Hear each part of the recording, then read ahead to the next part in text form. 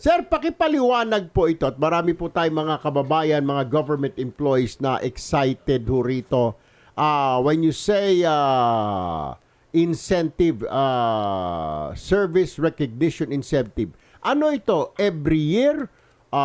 Or katulad sa mga private companies na pag-anniversary mo, kunwari 5 years, 10 years, 15 years. Can you explain this to us? Itong pinirmahan ng Pangulo na Service Recognition Incentive, Director.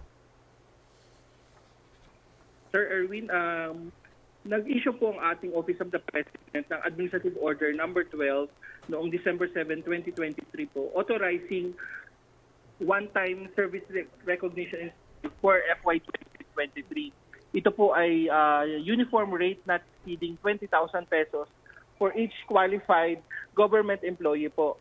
Nakasaad po sa AO na ito po ay binibigay ng ating pamahalaan sa qualified government personnel in recognition of their collective and invaluable contribution sa ating pong pamahalaan sa pagpurso po ng ating President's 8-point Socio-Economic Agenda at Philippine Development Plan 2023-2028. Ito po ay one-time service recognition incentive po na binibigay po natin sa mga civilian personnel, national government agencies na provided po ang kanila pong posisyon ay regular, contractual, or casual. At sa ating pong military and uniform personnel, employees po na nasa legislative and judicial department as well as nasa LGUs at local water districts po. Ang kondisyon po dito, Sir Erwin, ay una, dapat ay ang empleyado ay nasa gobyerno as of November 30, 2023. Ikalawa, sa loob ng 2023, as of November 30 po, ay naka-render na po ang empleyado ng at least total aggregate 4 months of service. At kung less than 4 months of service naman po siya ngayong taon, pwede po siya maka-receive pa rin ng service recognition incentive, ngunit prorated na po siya. Depende po sa sa months of service niya po ngayong taon. Partner rin niya, bago ka magtanong, sisingit lang ako, Director. So, ang ibig po sabihin nito, lahat ng empleyado sa national government, we're talking of national government lang, mula apari hanggang hulo, ay tatanggap pag ikaw ay more than 4 months na sa iyong trabaho sa gobyerno. Is this correct, sir? At makakatanggap ka ng 20,000. Yes po, Sir Erwin. Around 1.8 million national government employees po, provided po, sir, ay naka 4 months of service na sila at nasa serbisyo pa po sila as of November 30. Kung meron pong available personal services funds ang ating pong mga ahensya, pwede po sila magbigay ng not to exceed 20,000 pesos. Kung meron naman po silang kakulangan na pondo, pwede po silang magpa-modify ng allotment nila from MOE to personal services.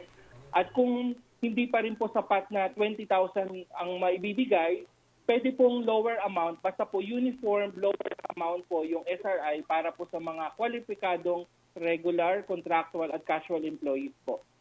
Okay. Sir, ano man naman ang kaibahan ng SRI dito sa gratuity pay? Pakipaliwanag nga po. Ang gratuity pay naman po na nakalagay po sa AO13, ito po ay para po sa mga contract of service workers and job order workers natin. Kasi ito pong ating COS and job order workers po ay nakaka-receive lang po sila ngayon sa ating pamahala ng salaries or wages. So wala po silang mga other bonuses. So in recognition po ng kanila pong valuable contribution sa government sa pag-deliver po ng mga programa ng pamahalaan, so inisyu nga po ang AO13 noong din pong December 7 to provide po na yung mga COS and job order workers natin na nakapag-render na po ng 4 months of actual satisfactory performance service as of December 15 ay pwede pong makareceive ng gratuity pay ngayong taon not to exceed 5,000 pesos. And kapag meron naman po silang less than 4 months of service, prorated gratuity pay po para sa ating COS and job order workers, depende po sa service nila ngayong taon. Ayun.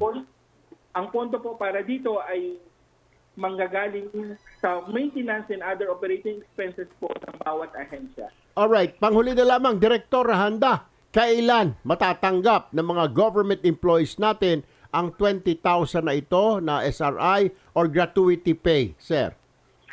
Sir Erwin and Ma'am Nina, nakalagay po sa AO12 at AO13. Ang SRI po at ang ating gratuity pay ay pwede pong ma-receive ng bawat empleyado not earlier than December 15.